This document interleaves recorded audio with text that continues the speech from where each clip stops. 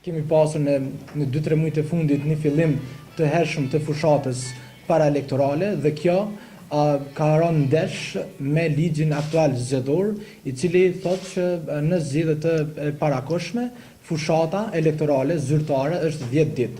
Ne kemi parë që fushata vetëm ka filluar ndoshta me muaj të tanë në 2-3 muajt e fundit dhe kjo është haptazi shkelje e ligjit në fuqi nga ana partive politike. Fushatave që është shndruar në një aktualisht është shndruar në një model ku ne shkelim ligjin në fuqi dhe ky është shqetësimi jon i parë. Sigurisht që shqetësimi i dytë dhe jo pak i rëndësishëm është edhe përdorimi i resurseve publike nga ana e institucioneve të Kosovës të nivelit qendror dhe lokal.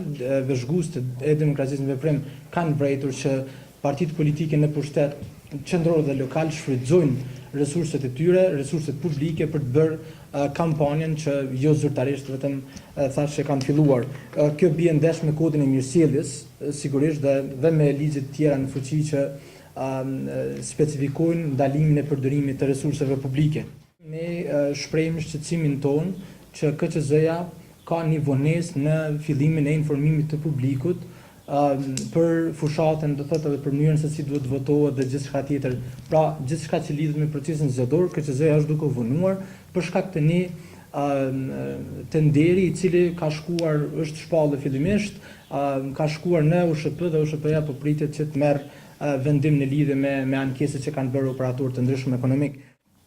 Sa i përket ditës së zgjedhjeve, Demokracia në Veprim do të ketë angazhuar 2800 vëzhgues.